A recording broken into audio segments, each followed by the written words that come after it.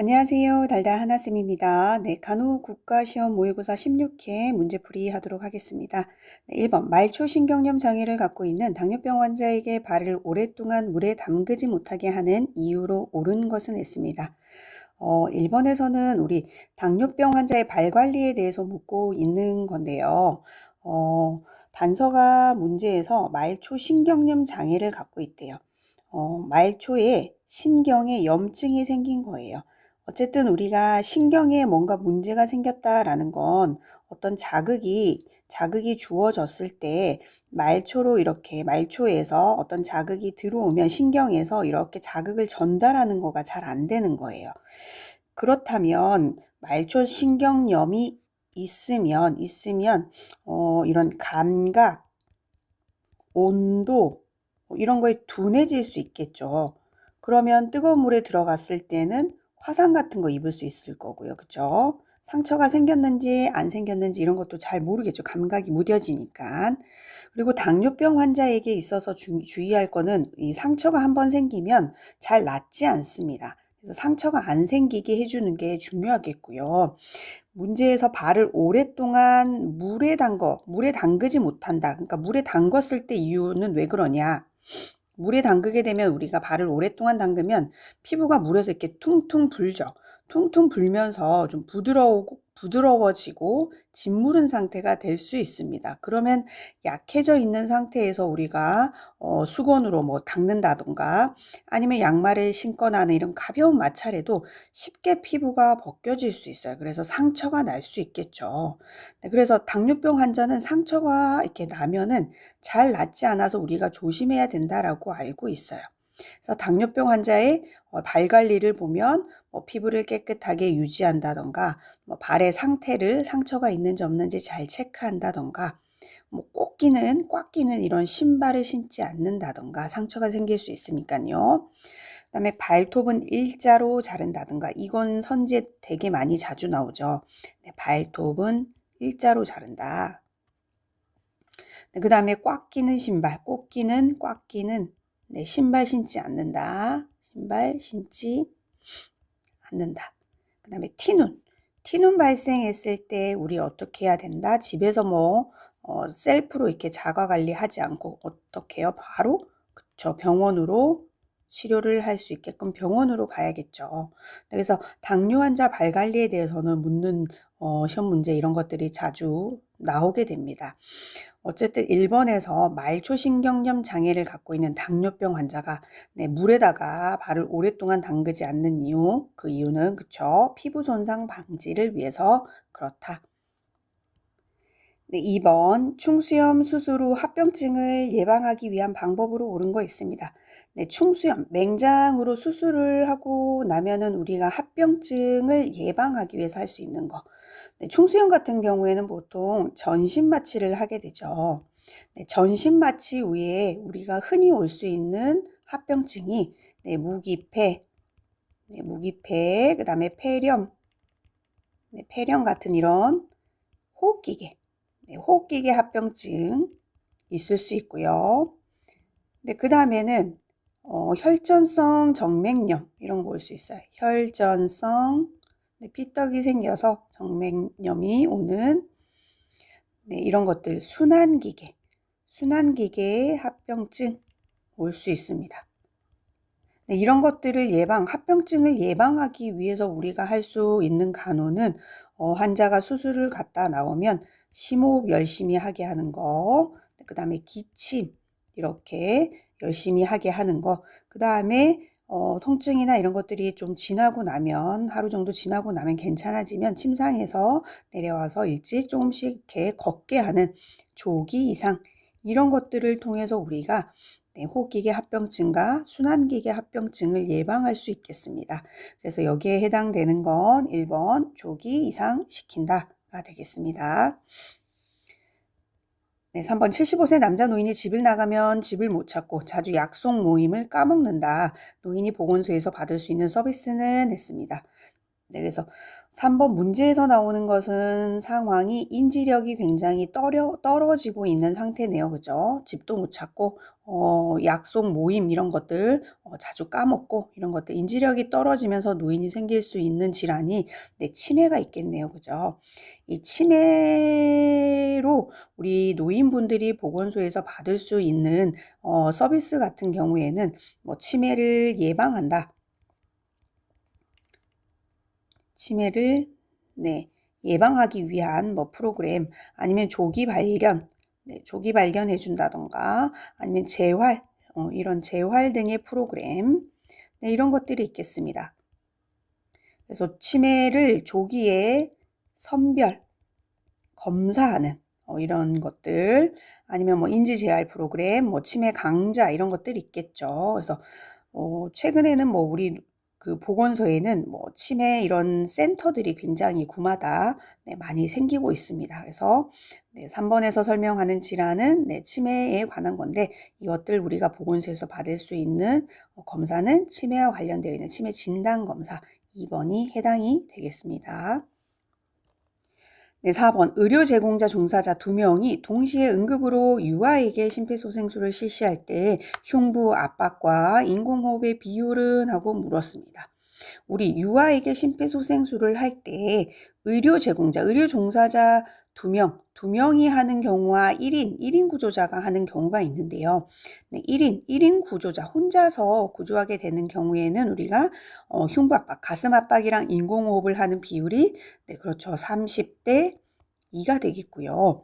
네, 2인 구조자, 네, 2인 구조자, 네, 의료 제공자, 네, 의료 제공자, 2명이서 하게 되는 경우에는 우리가 15대 2의 비율로 하게 되겠습니다. 그래서 답은 2번이 해당이 되겠습니다.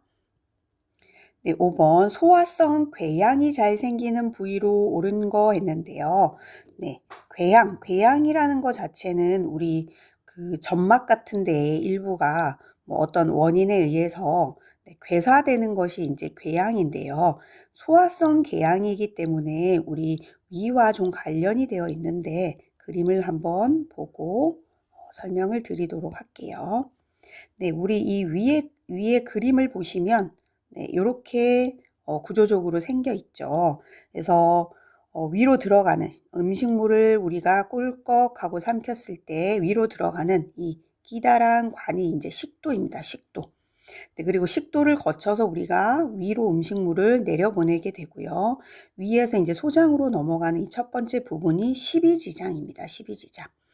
그래서 뭐 십이지장 궤양 이런 얘기들 많이 들어보셨잖아요. 제일 많이 호발하는 부위가 네, 십이지장이 되겠습니다. 십이지장. 그리고 그 다음으로 네, 호발하는 부위가 위궤양이 되겠어요. 위 부분입니다. 네, 그리고 마지막으로 네, 가장 드문 것이 네, 식도입니다. 식도. 네, 음식물을 삼켰을 때 우리가 식도를 지나서 네, 위로 내려와서 십이지장으로 이렇게 내려가는 순서인데 네, 궤양이 잘 생기는 순서는 네, 십이지장이 제일 많고요. 네, 그 다음은 위궤양, 그냥 가장 드문 것이 식도, 이렇게 거꾸로 이렇게 생각하시면 될 것 같아요. 네, 그래서 5번의 답은 네, 그렇습니다. 1번 십이지장이 해당이 되겠습니다. 6번 부갑상샘 절제술 후 혈액 검사를 통해 측정해야 하는 것은 했습니다. 일단 갑상샘과 우리 부갑상샘이 하는 일을 그림을 보면서 조금 기억을 해보도록 하죠. 네, 갑상샘에서 우리가 하는 일과 부갑상샘에서 하는 일이 뭔지 한번 살펴보면 갑상샘에서는 우리 중요한 호르몬 2가지가 분비가 됩니다. 그 세포 대사와 관련 있는 네, 분비 호르몬인 네, 티록신, 타이록신 이라는 물질이 분비되고요. 이거는 세포 대사와 관련이 있어서 우리 갑상샘과 관련된 질환, 뭐 갑상샘 기능 항진증, 저하증 이런 거 들어보셨을 거예요. 그것과 관련되어 있는 것이 네, 티록신입니다. 또 하나는 이제 칼슘 수치를 낮추는 역할을 하는 칼시토닌이라는 네, 호르몬이 갑상샘에서 나오게 되겠습니다. 네, 칼슘 수치를 낮추는 역할을 해줘요. 네, 갑상샘에서 칼슘 뭔가 관련 있는 것 같죠. 그리고 갑상선을 뒤집어 보면 뒤에 이제 콩알 만한 조직 4개가 있습니다. 그 4개에서 부갑상샘이라고 하는 이곳에서 칼슘의 수치를 올리는, 칼슘의 수치를 칼시토닌은 떨어뜨렸지만 얘는 칼슘의 수치를 올리는 부갑상선 호르몬이 나오게 되어 있어요. 그럼 어떤 기전으로 돌아가느냐? 우리 혈액 내에 칼슘의 레벨이 일정하게 유지가 되다가 어떤 자극에 의해서 칼슘 수치가 혈중 내에 너무 많이 올라가 있는 상태가 되면 갑상샘에서는 칼시토닌이라는 호르몬을 방출합니다. 그러면 우리 혈액 내에 있던 칼슘을 이렇게 끌어다가 여기에 있는 칼슘을 끌어다가 뼈에다가 이렇게 축척을 해요. 그러면 혈중 내의 칼슘의 수치가 떨어지겠죠. 그래서 떨어지고 계속 떨어지면 계속 떨어지도록 두는 게 아니라 부갑상선에서 부갑상선 호르몬이 나오게 되어 있어요. 그러면 우리가 뼈에다가 축척을 해놨던 칼슘을 이제는 혈액 속으로 가져오게 됩니다. 이렇게 가져오게 되면 혈액 내 칼슘이 또 농도가 올라가게 되겠죠. 그래서 낮아져 있던 칼슘의 수치를 이런 방법으로 올리게 돼요. 그래서 항상성을 항상 우리 몸은 유지하면서 이렇게 돌아간다. 자, 그러면 우리가 부갑상샘 절제를 했다. 그러면 칼슘 수치를 올리는 기능이 좀 떨어질 수 있겠네요. 그렇죠? 저칼슘 혈증이 문제가 될 수 있겠어요. 저칼슘 혈증이 문제가 될 수 있겠어요. 그렇기 때문에 우리가 절제술 수술을 하고 혈액 검사를 통해서 측정해야 되는 것은 그렇죠. 칼슘 1번이 답이 되겠습니다. 7번 수유부의 유방 우려시 간호로 옳은 거 했습니다. 수유를 하는 임산부의 유방에 우려이 생겼어요. 여기서 이제 우려이라고 하는 것은 뭔가 고여 있는 것 같은 느낌인데요. 그러니까 모유 수유를 하는데 젖이 잘 빠져나오지 못하면서 유방에 우려이 생긴 거예요. 그러니까 유방에 혈액, 그 다음에 아니면 뭐 체액, 이런 것들이 과도하게 몰려가지고 붓고, 그 다음에 통증, 이런 것들이 발생하는 것이 유방의 우려입니다. 보통 언제 생기느냐? 분만을 하고 한 2, 3일 후에 나타날 수 있어요. 그래서 이럴 때는 이제 모유 수유를 격려를 해줘야겠죠. 젖이 나오지 않고 잘 빠져나가지 못하면서 생긴 거라서 모유 수유를 격려해 주는 게 간호가 되겠습니다. 그래서 2시간에서 한 4시간마다 손으로 유륜을 짜주던가 아니면은 기계나 이런 것들 유방 펌프 이런 것들 이용해가지고 짜주고 자주 유방을 비워주면 되겠습니다. 유방 펌프로 짜주어서 유방을 비워주면 되겠어요. 고여 있는 거니까 비워주면 되겠죠. 그리고 이제 찜질을 우리가 할 수가 있겠는데요. 유방에 찬 찜질을 먼저 하느냐, 더운 찜질을 먼저 하느냐가 순서가 찬물 찜질을 먼저 하겠습니다. 우려이 생겨서 지금 붓고 통증이 난 거니까 이 붓기를 좀 빼주고 그러니까 찬물 찜질을 해서 혈관을 수축하고 그렇게 하면서 붓기가 빠지고 통증을 줄일 수가 있겠죠. 그래서 찬물 찜질을 먼저 해서 붓기랑 통증을 빼줘요. 그런 다음에 더운 물 찜질을 해주면 되겠어요. 더운 물 찜질을 하면 혈관이 확장하니까 유즙 분비가 더 잘 되겠죠. 유즙 분비가 잘 되게 더운 물 찜질을 나중에 해주면 되겠습니다. 그리고 유두를 너무 자극하거나 마찰하지 않고 약간의 유두 자극 정도면 되겠고요. 산모용 브래지어로 지지해주면 되겠습니다.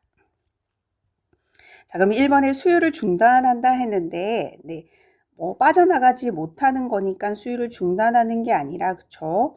유방을 비워줘야 되니까 잘 짜줘야 됩니다.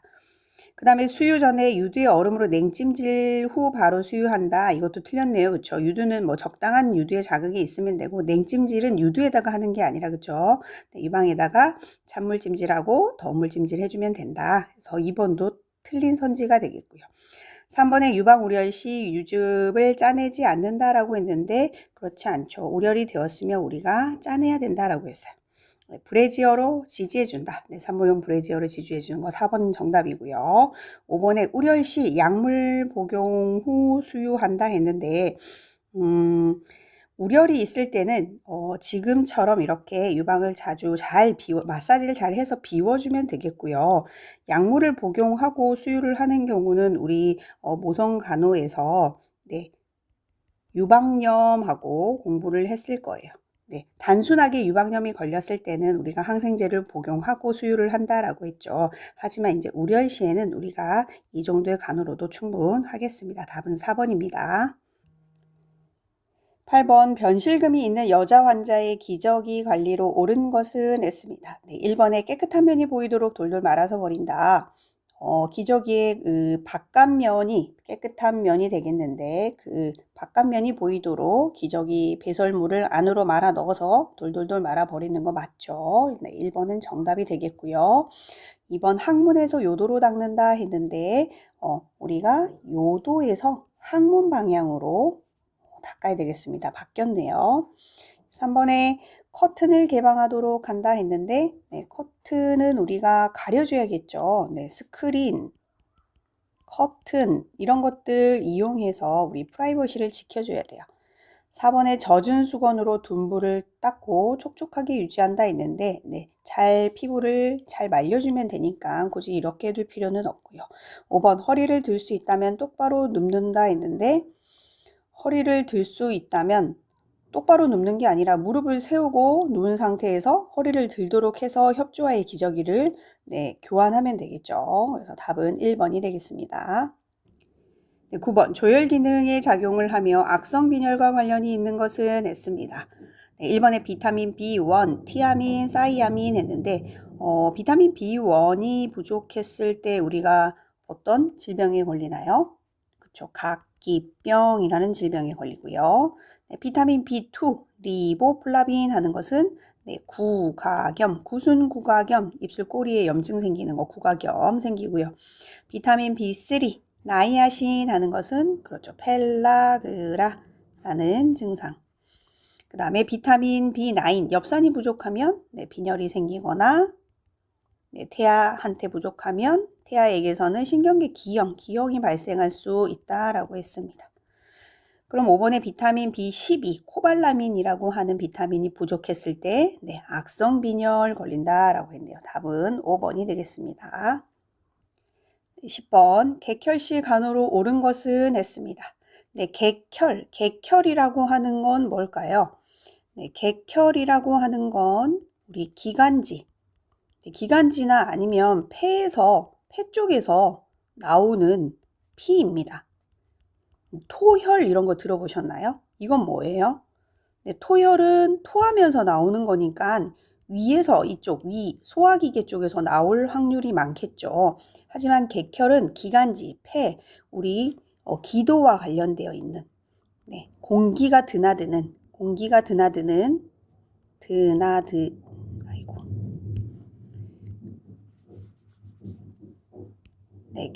객혈은 어디에서 나온다? 기관지, 폐에서 나온다. 폐에서 나온 피다. 그래서 기도와 관련이 있습니다. 공기가 드나드는 길, 이쪽과 관련이 있어요. 그래서 피가 기도를 막을 수 있겠죠. 객혈을 하면서. 그렇기 때문에 기도 폐쇄 이런 것들 주의해야 돼요. 기도 폐쇄로 인한 질식 주의해줘야 돼요. 그래서 상반신을 약간 높여서 반자위 취해주는 자세 좋겠고요. 그죠? 그 다음에 산소 공급 기도 폐쇄되지 않게 잘 나올 수 있게끔 또 자세를 유지해 주는 거 이런 것들 도움이 되겠고요. 금식해 주는 것도 또 간호가 되겠습니다. 네, 이렇게 기도 쪽에서 이렇게 뭔가 나오고 있는데 입으로 뭔가 주는 거 안 되겠죠. 그죠? 잘못 들어갈 수 있습니다. 기도로 들어갈 수도 있고요. 그리고 어떻게 될지 모르기 때문에 어떤 처치를 해야 되는 경우를 대비해서라도 또 금식을 해야 되기도 하고요. 어쨌든 기도 쪽으로, 네, 기도 쪽으로 뭔가 나온 피가 그쪽으로 다시 들어갈 수도 있기 때문에 금식해야 돼요. 입으로 뭔가 주는 거 절대 안 된다. 그래서 1번에 나오는 금식한다. 정답이고요.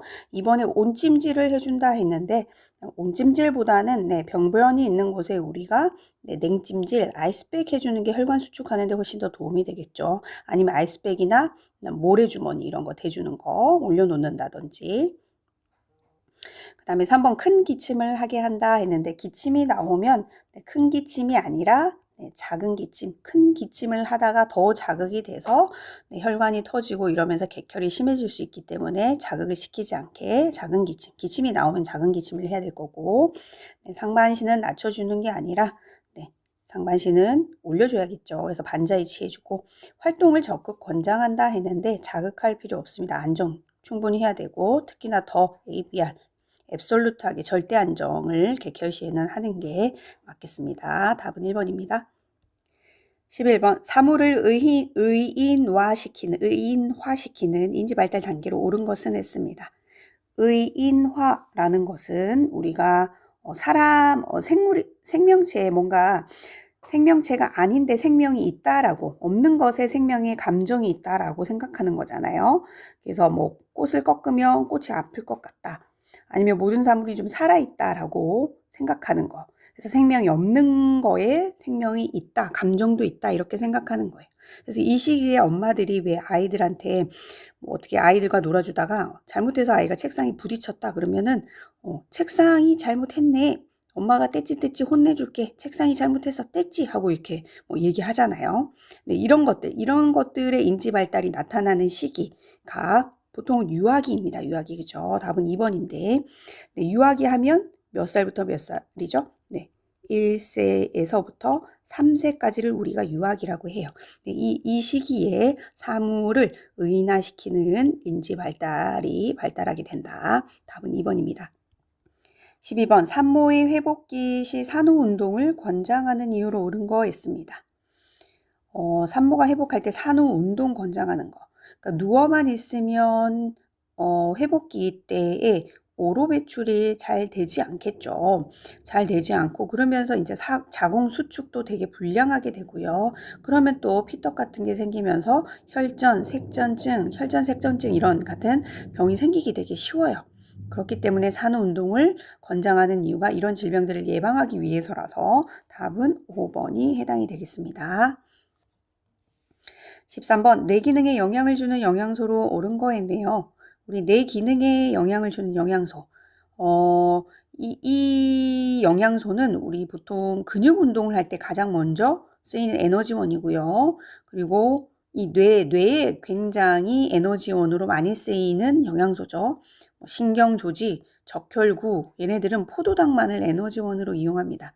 특히 뇌세포가 더 포도당만을 영양원으로 사용을 하죠. 그래서 뇌 기능을 위해서 필수적으로 섭취해야 되는 영양소 그렇습니다. 2번 탄수화물이 해당이 되겠네요.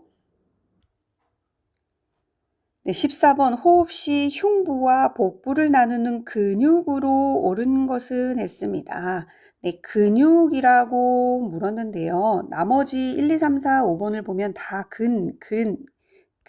근이라고 되어 있는데 횡격막만 막이라고 되어 있네요. 네, 막이라고 이름이 되어 있지만 얘도 근육입니다. 근육. 자, 그럼 그림을 살펴보면서 우리가 한번 보도록 할게요. 자, 그림을 보면 횡격막, 여기가 횡격막인데요.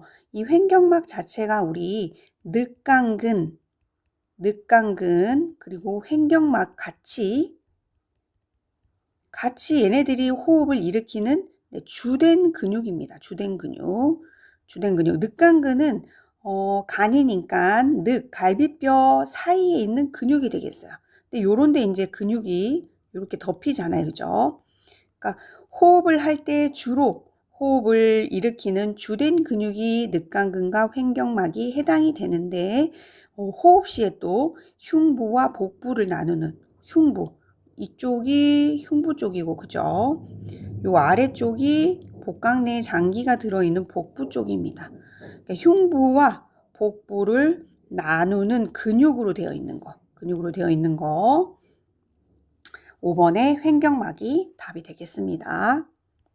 네, 15번 간호조무사의 업무로 옳은 거 있습니다. 1번 환자의 검사물을 채취한다 했는데 검사물 채취하는 건 우리가 하는 일이 아니고요. 우리 조무사쌤들은 수거, 그 다음에 확인하는 작업이 간호조무사쌤들의 업무가 되겠고요. 2부에 환부에 드레싱 해준다 했는데 드레싱을 해주는 것도 우리의 업무가 아니고 우리는 물품 준비하는 거 이런 것들이 우리의 업무겠네요. 3번 환자에게 약을 투여한다. 이것도 직접적으로 우리가 단독적으로 할 수는 없고요. 간호사의 지시, 감독 하에 할 수 있는 거고요. 4번 검체를 검사실로 가져다 준다. 맞습니다. 5번 환자에 대한 간단한 치료를 한다. 이것도 우리가 할 일은 아니죠. 답은 4번이 되겠습니다. 네, 16번 천식 환자가 호흡이 곤란하고 청색증이 있을 때 처치 및 간호로 옳은 거 했습니다. 네, 천식은 우리 숨쉬기 힘든 질병이라고 알고 있죠. 근데 이게 이제 어떻게 생기느냐 그림을 보면서 같이 공부를 해보도록 할게요. 네, 천식 같은 경우에는 어떤 외부에서 어떤 자극, 알러젠 이런 것들에 의해서 기관지 반응이 너무 갑자기 이렇게 증가된 거예요. 그래서 기관지가 경련하고 아니면 이제 점막이 여기 보시면 정상 기관지는 이렇게 공기가 아주 자유롭게 드나들 수 있도록 구경이 굉장히 넓죠. 엄청. 네, 공기가 잘 드나들 수 있을 것 같아요.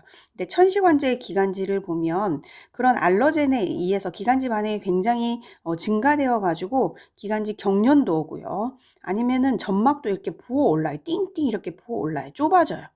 점막도 부어 올라서 굉장히 기도가 좁아지고요. 거기에다가 이제 점액도 엄청 많이 생기는 거죠. 그리고 근육 자체도 이렇게 수축하고요. 평활근도 수축해요. 그러면서 쌕쌕거리고 공기가 드나드는 이 길이 좁다 보니까 쌕쌕거리는 천명음이 들립니다. 그리고 호흡곤란도 생기고 굉장히 호흡곤란이 심하죠. 그러면 이렇게 뚱뚱 부어있는 기관지 아주 좁아진 기관지 내를 이렇게 넓혀줘야 정상처럼 이렇게 넓혀줘야지만 우리가 숨쉬기가 굉장히 수월하잖아요. 그래야지만 공기가 굉장히 잘 드나들 수 있겠죠. 그렇게 하기 위해서 약물을 써야 되는데 이제 기관지 확장제를 우리가 투여하게 됩니다. 그래서 1번에 나오는 기관지 확장제를 투여한다. 얘는 정답이 맞겠고요. 그러면 여기서 이제 기관지 확장제 하면은 뭐가 있을까요? 우리 양리학에서 배웠는데, 그쵸? 아미노필린, 그다음에 응급시에 사용할 수 있는 에피네프린, 이런 것들, 그다음에 테오필린 이런 것들 기관지 확장제를 투여해서 기관지를 좀 넓혀줘서 숨쉬기 좀 수월하게 해주면 되겠습니다. 이번에 치기를 취해준다 했는데 이때는 치기가 아니라 그쵸 반자이를 취해줘야겠네요. 반자이. 3번에 흉식호흡 한다 했는데 흉식호흡보다는 복식호흡이 권장되겠고요. 난방을 해준다 했는데 난방은 적절하지 않겠어요. 그러니까 난방이 어떤 관계가 있냐면 난방을 하게 되면 공기가 데워지면서 공기 자체가 건조해지죠. 건조한 공기로 변합니다. 습도가 떨어지고요. 그쵸? 습도도 떨어지고 건조한 공기로 변해요. 이런 것들이 기관지 점막을 좀 마르게 해요. 그럼 또 섬모 운동이 방해되고 섬모 운동 자체는 이제 이물질을 뱉어내는 기능인데 그런 것들을 방해하게 되고 기도를 굉장히 예민하게 해서 기침이나 호흡곤란을 또 유발할 수 있고요. 두 번째는 이제 온도 차이. 이런 것들이 또 알러젠이 될 수 있습니다. 그죠? 그러니까 실내, 실외 온도 차이가 이렇게 급격하게 차이가 많이 난다. 그러면은 외출할 때 갑자기 따뜻한 데 있다가 바깥으로 나가면은 갑자기 기도가 수축할 수 있겠죠. 온도 자극 때문에. 그렇기 때문에 난방을 해주는 건 적절하지 않겠고요. 5번에 다량의 물을 마시게 한다 했는데 이렇게 물을 마시더라도 적절한 수분 공급이 좋겠죠. 적절한 수분 공급. 그러니까 한 번에 많은 양을 마시는 게 아니라 조금씩 자주 마시는 게 훨씬 더 도움이 될 겁니다. 그리고 갑자기 너무 많은 다량의 물을 마시게 되면 또 호흡곤란이 있는 환자니까 흡인 위험성도 있고요. 뭐 물을 마실 거면 적절한 수분 공급 이것이 적절하겠습니다. 답은 1번입니다. 17번 노인의 낙상 위험이 높은 경우로 옳은 것은 있습니다. 1번에 옷을 입을 때 서서 입는다 했는데 노인의 경우에 이렇게 옷을 입을 때 서서 입게 되면 입다가 옷에 걸려서 넘어지거나 해서 낙상이 생길 수 있습니다. 미끄러질 수도 있고요. 그래서 거의 대부분 이렇게 서서 입으면서 생길 수 있는 문제가 이제 다리 쪽에 대퇴골, 골절로 병원에 오시는 경우가 많죠. 그래서 옷을 입을 때 서서 입는 경우는 낙상 위험이 높은 경우 맞겠습니다. 1번은 답이고요. 2번에 일어설 때 천천히 움직인다. 이거는 어지럼증을 좀 완화시킬 수 있으니까 낙상 위험도 낮출 수 있고요. 그죠? 빨리 움직이고 이러면 부주의로 미끄러질 수 있으니까 천천히 움직이는 거 맞겠고요. 화장실에 미끄럼 방지 깔판 깔아주는 거 맞네요. 어두운 곳에 실내 조명 달아준다. 뒷굽이 낮고 편안한 신발 신겨주는 거 낙상 예방하기 위해서 이렇게 할 수 있겠습니다. 답은 1번입니다. 18번 두 가지 이상의 약물을 병용할 때 각 약물의 작용이 감소 또는 상쇄하는 작용으로 옳은 것이라고 했는데요.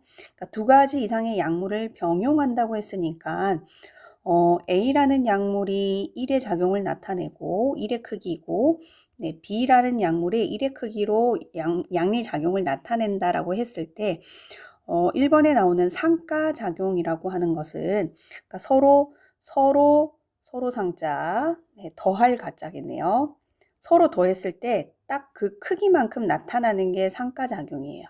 그러니까 1의 크기, B도 1의 크기니까 1 더하기 1은 2의 크기만큼 딱 서로 더해서 그 양리작용만큼 나타나는 건 상가작용.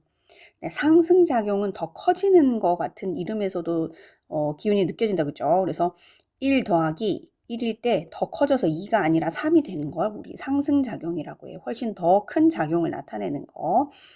그 다음에 길항작용. 얘는 1과 1을 더하면 2가 돼야 되는데 그 크기만큼도 못해. 그래서 감소하거나 상쇄, 서로 상쇄되는 작용을 하는 게 기량작용에 해당되는 게 맞겠습니다. 원래는 1 더하기 1은 2의 크기만큼 약의 작용이 나타나야 되는데 2의 크기만큼 못하고 1의 크기만큼 감소하거나 상쇄하는 거 길항작용이 되겠다. 약물 오용은 약물을 셀프로 처방해서 이렇게 부적절하게 사용하는 거죠. 보통 이제 집에서 이제 할머니들이 내 감기약을 남한테 똑같은 약이야 감기 걸렸으면 이거 먹으면 돼 하고 이렇게 주는 것도 이거 오용이죠, 오용. 금단 증상 이거는 이제 약물 오랫동안 사용하다가 갑자기 끊으면 이제 나타나는 증상, 신체 의존 이런 것들 생겨가지고 약물 사용을 끊으면은 그런 특유의 이렇게 금단 증상 같은 거 생기는 게 여기에 해당이 되겠습니다. 답은 3번이 되겠습니다. 19번 대소변 가리기 훈련 방법으로 옳은 거 있습니다. 우리가 대변 가리기나 소변 가리기 이렇게 훈련을 하게 되는데요. 보통 우리 언제예요? 유아기. 유아기 1에서 보통 3세를 우리가 유아기라고 하는데 대변 훈련을 보통 먼저 하게 되죠. 큰 거부터 잘 가릴 수 있게. 돌은 돼야 돼요. 그래서 아장아장 걷는 돌은 돼야 돼서 대변 훈련을 보통 12개월에서 18개월 사이 이때 대변 훈련을 먼저 하게 되고요. 그 다음에 이제 대변 훈련이 되고 나면 소변을 훈련을 하게 되는데 보통 16에서 18개월 이때 시작해가지고 20세 두 돌 되면 완성이 되게 되죠. 그러니까 대변 훈련은 돌 정도 돼야 되고요. 소변 훈련은 그 이상이 돼야지만 가능하겠습니다. 그래서 훈련 방법으로 옳은 거 있는데 1번에 보시면 잘못하면 벌을 준다 했는데 벌을 주면은 아이가 수치심이 생길 수 있죠. 그러니까 실수해도 좀 안심시키고 너그럽게 괜찮아. 다음에 잘할 수 있어. 이렇게 해줘야지만 우리가 유아기 정신발달 이론에 따르면 이런 것들이 잘 안 되면 수치심이 생길 수 있다 그래요. 그러니까는 유아기 때 이걸 잘 해내면 자율감이 생기는 거죠. 그래, 나 할 수 있어. 이것도 할 수 있어. 이러면서 스스로 이렇게 뭔가를 하려고 하는데 이게 잘 안 되면 이제 수치심이 생깁니다. 수치감. 그래서 잘못하면 벌을 준다라고 되어 있는데 실수해도 네, 안심시키고 너그럽게 좀 봐준다. 그리고 2번 잠잘 때는 깨워서 소변 보게 한다는데 잘 때까지 깨워서 소변을 보게 하는 건 맞지 않고 뭐 무작정 깨우기보다는 상황에 따라 네, 하시면 되겠습니다. 3번 쉽게 벗을 수 있는 바지 입힌다. 이건 맞네요. 그죠? 대소변 가리기 위해서 쉽게 벗고 입을 수 있는 바지 편하게 입히면 되겠고요. 4번 변기 20분 동안 앉혀놓는다 했는데 20분은 너무 긴 시간이네요. 그죠? 네, 보통 5분 넘어가면 네, 오랫동안 앉아있게 하지 않습니다. 다음에 시도하면 되겠고요. 20분은 너무 긴 시간이다. 그리고 대변 훈련보다 소변 훈련을 먼저 시킨다 했는데 네, 대변 훈련을 먼저 시킨다가 맞겠네요. 그죠? 답은 3번이 되겠습니다. 20번 골관절염이 있어서 무릎 통증이 있는 노인이 할 수 있는 운동으로 옳은 거 있습니다. 보통 노인분들이 이제 퇴행성 관절염에 많이 걸리시게 되는데 이 골관절에 염증이 있다라는 거 이제 관절이 부담스럽지 않게 네, 관절의 부담을 완화시키기 위해서 우리가 노력을 좀 간호를 해야 될 거예요. 그죠? 그래서 무릎 이런 데가 불편하신 거니까. 무릎 이런 데는 특히나 이제 체중이 눌러지면 체중이 부하가 되면 더 무리가 되겠죠. 그래서 보통 이제 골관절염이 있으면 네, 체중 조절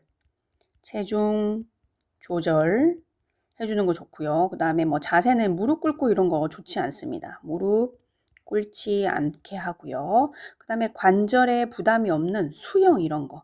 수영은 물에 들어가게 되면 물의 부력으로 인해서 관절에 부담이 없잖아요. 그렇죠? 그래서 보통 우리 왜 수영 배우러 가면 오전 시간에 보면 노인분들, 어르신들이 네, 아쿠아로빅 하고 있는 거 많이 보실 거예요. 그래서 관절이 부담 없는 수영 같은 거는 무릎 통증 있으면은 굉장히 도움이 될 수 있겠네요. 그죠? 네, 2번이 답이 되겠습니다. 21번 노인 수면에 대한 설명으로 옳은 거 있습니다. 1번 자기 전에 운동을 시킨다 했는데 운동을 하게 되면 왠지 이렇게 힘들어서 푹 쓰러져서 잘 것 같지만 그러니까 자기 전에 운동을 하는 것 자체가 이제 운동을 하면 체온이 올라가잖아요. 그러면 심박동수라든지 이런 것들이 올라가면서 신체를 완전히 각성 상태로 만들어요. 그렇기 때문에 잠자기가 힘들어지겠죠. 자기 전에 하는 운동 같은 거는. 그래서 보통 운동을 할 거면 이제 낮 동안에 가벼운 운동. 낮 동안 가벼운 운동이 훨씬 도움이 되겠고요. 그래서 1번은 답이 안 되겠고 2번에 자기 전에 알코올을 섭취한다. 이것도 왠지 술을 먹게 되면 이렇게 늘어지면서 잠이 잘 올 것 같은데 졸리면서 그러니까 술을 마신 그 초기에는 잠이 오고 막 신체가 이렇게 늘어지는 것 같으니까 신체 이완의 느낌이 있기는 한데 실제로는 숙면을 방해합니다. 그러니까 얕은 수면을 자면서 숙면을 취할 수가 없게 만들어요. 알코올 자체가. 그렇기 때문에 이것도 안 되겠고요. 3번 중간에 낮잠을 자도록 유도한다. 낮잠은 안 자는 게 되도록 좋죠. 밤에 잠을 자기 위해서. 네, 4번 밤에 수분 섭취를 권장하게 되면 네, 또 화장실 가느라고 깊은 숙면을 취할 수가 없으니까 제한을 해야 돼요. 밤에 수분 섭취하는 거 제한하고 잠자기 전에 소변을 보게 하는 게 훨씬 더 도움이 되겠네요. 5번에 아침마다 일정한 시간에 기상하게 한다. 네, 수면이 좀 부족하더라도 정해진 시간에 딱딱 일어나게 해야 됩니다. 5번은 네, 답이 되겠네요. 네, 22번 간호조무사의 직업적인 관계에서의 태도로 옳은 거 있습니다. 1번 환자를 지나치게 동정하지 않는다. 네, 맞죠. 환자는 동정의 대상이 아닙니다. 동정하지 않습니다. 2번 환자의 요구를 무조건 수용한다. 무조건 다 들어줄 수는 없고요. 3번 간호를 위해 동료와 환자의 비밀을 공유한다 했는데 비밀 유지해야 되죠. 4번 환자 가족에게 치료 상태 설명해준다. 이거는 우리가 할 일이 아니라 네, 의사가 할 수 있는 일이겠습니다. 5번 의사가 부도덕한 행위를 요청할 경우 따라야 한다 했는데 따르면 안 되죠. 부도덕한 행위이기 때문에 거부할 권리가 있습니다. 네, 답은 1번이 되겠습니다. 23번 피부 조직에 관한 설명으로 옳은 거 있습니다. 네, 1번 표피는 진피, 피하 조직의 아래에 있다 했는데 피부 조직의 피부층 순서가 제일 위층이 네 그렇습니다. 표피가 되겠죠. 표피. 그 아래층이 네, 진피, 네, 그 다음이 피하 조직. 네, 그렇기 때문에 1번은 답이 안 되겠고요. 표피 두께는 진피보다 두껍다 했는데 진피가 훨씬 두껍죠. 표피는 굉장히 얇습니다. 네, 진피가 더 두껍고 진피에는 혈관, 신경 등이 네, 분포합니다. 그쵸? 3번은 정답이고 혈관, 신경뿐만이 아니라 뭐 모낭도 있고요. 그죠? 네, 피지, 샘, 그 다음에 땀, 피지, 샘, 네, 땀, 샘 이런 것도 있네요. 4번에 진피의 각질층은 죽은 세포로 구성된다 있는데 각질층은 진피에 있는 것이 아니라 그렇죠. 표피에 있습니다. 가장 표면에. 5번에 피하 조직은 유두층과 그물층으로 구성된다 있는데 유두층, 그물층이 있는 건 피하 조직이 아니라 네, 진피층이 되겠네요. 답은 3번이 되겠습니다. 24번 다발성 손상 교통사고 환자에게 최우선으로 해주어야 할 네, 응급처치로 옳은 것은 했는데요. 우리가 기도 유지하는 것이 굉장히 중요하겠습니다. 그죠? 숨 쉬는 거, 호흡하는 거가 굉장히 첫 번째로 1순위가 되겠고요. 그 다음이 이제 출혈. 네, 출혈로 인해서 그 다음에 생기는 쇼크 이런 것들 방지해줘야 될 거고 그 다음이 이제 순차적으로 제일 뭐 후위에 있는 골절 골절 같은 거 부위 고정해주는 거가 되겠네요. 그래서 1번에 기도 유지가 최우선적으로 해주어야 할 응급처치가 되겠습니다. 네, 25번 니트로글리세린 투여 효과가 없는 환자에게 통증을 감소시켜주기 위한 간호로 옳은 것은 있습니다. 나이트로글리세린의 효과가 있는 질환은 네, 협심증이고요. 그죠? 여기에서는 이제 이걸 투여했는데도 투여 효과가 없다라고 했어요. 이거에 투여 효과가 없는 건 우리가 네, 심근경색증을 의심할 수 있겠네요. 심근경색증일 때 통증을 감소시켜주기 위해서 우리가 무엇을 하죠? 그쵸? 모르핀을 투여해주죠. 답은 3번입니다. 26번 출혈 후 혈액량이 부족하여 인체 대사 과정에 필요한 혈액 공급이 이루어지지 못해서 생기는 쇼크를 물어봤네요. 일단 그러면 샥에 어떤 종류가 있는지 한번 정리를 해보면요. 첫 번째가 이제 저혈량. 네, 저혈량 샥이 있습니다. 저혈량. 지금 문제에서 얘기하고 있는 거가 되겠는데요. 이 저혈량, 출혈을 했는데 혈액량이 부족해요. 그러면서 인체로 보내는 혈액 공급이 적절하게 되지 못해서 혈량이 적어서 생기는 샥이 여기에 해당이 되겠고요. 그 다음에 두 번째가 이제 심인성입니다. 심인성 샥. 네, 1번 선지에 나오는 건데 이거는 이제 심장의 펌프, 심장이 뿜어내는 이 펌프 기능. 펌프 기능에 이상이 생겼을 때 심인성 샥이라고 합니다. 그 다음에 분배성 샥이 있었어요. 분배성 샥. 얘는 이제 세 가지 종류가 또 있었죠. 아나필락틱. 5번에 나오는 아나필락틱 샥이 있고요. 이것 자체는 우리가 알러지 물질 같은 거에 의해서 이제 몸이 가민하게 반응을 하면서 전신에 막 여러 가지 증상들이 생겨요. 그러면서 이제 혈압이 떨어지는 게 아나필락틱 샥입니다. 이게 있고요. 그 다음에 이제 신경성 샥이 있습니다. 네, 신경성 샥은 척추 마취나 뭐 이런 것들에 의해서 생길 수 있는 게 되겠어요. 그 다음에 독성 샥. 이거는 뭐 이제 폐혈증 샥이라고도 하는데 감염에 의해서 생길 수 있는 거. 이런 것이 네, 독성 샥에 해당이 되겠어요. 이제 이게 분배성에 포함이 되고요. 샥의 종류를 나눠보면 이렇게 저혈량 샥, 시민성, 그 다음에 분배성 이렇게 나눌 수 있다. 근데 저혈량은 출혈이 생기고 나면 몸에 혈액량이 부족하니까 인체에 혈액 공급이 제대로 안 되면서 이제 혈압이 떨어지고 하면서 생길 수 있는 거. 그러니까 26번에 해당되는 건 답은 3번이고요. 시민성은 이제 심장의 펌프 기능에 문제가 생긴 거. 분배성. 네, 분배성은 혈관이 굉장히 이렇게 막 지나치게 확장이 되면서 혈압이 꽉 떨어지는 그런 쇼크를 얘기하는 건데 뭐 알러지, 감염, 신경계 손상 이런 게 원인입니다. 그러니까 알러지, 네, 감염, 신경계 이런 것들이 문제가 생겨서 생기는 게 네, 분배성 샥이다. 그래서 26번에서 묻는 질문에 대한 네, 답은 3번이 되겠습니다. 27번 신생아 출생 즉시 생리적 상태를 파악해야 할 아프가 점수로 옳은 거였습니다. 우리가 아프가 점수를 매길 때 파악해야 될 요소들이 맨 처음에 태어났을 때 네, 피부색 봐요. 그죠? 피부색. 네, 청색인지 창백한지 분홍색인지 피부색으로 해서 점수를 매기고 또 하나는 네, 호흡.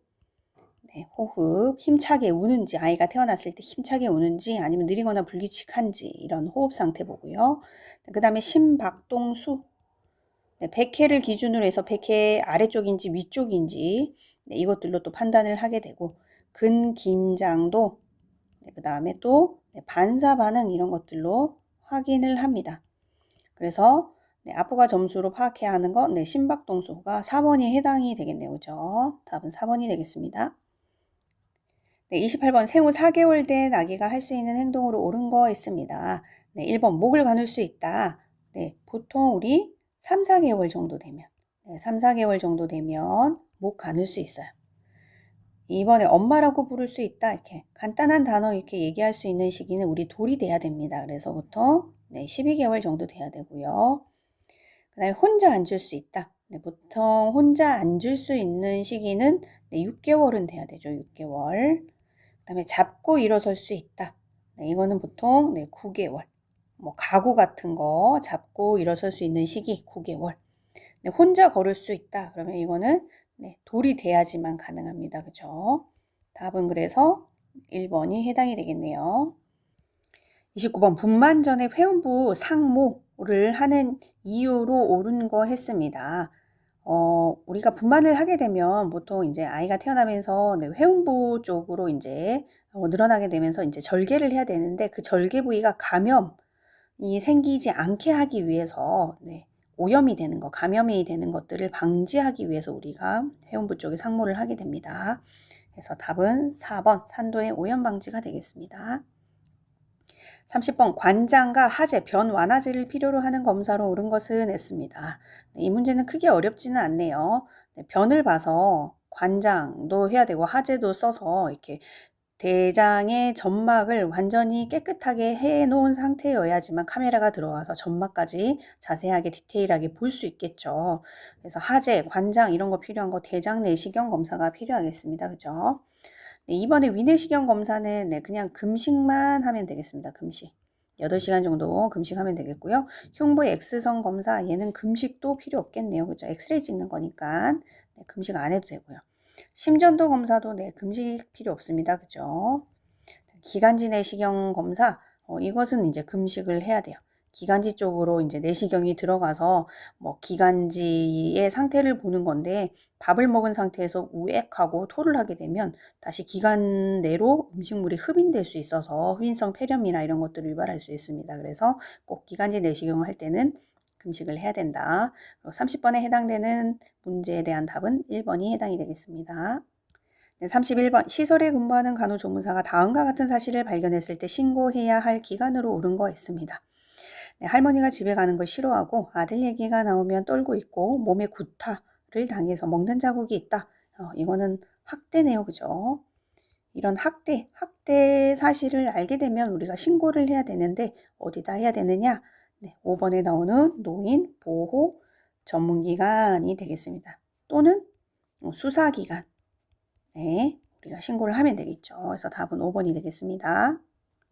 32번 한방에서 냉온 효과로 수치료를 할 때 금기 환자로 옳은 거 있습니다. 수치료 할 건데 금기 하면 안 되는 거 어디에 문제 있으면 심장에 문제 있으면 그것도 중증 심장 질환자.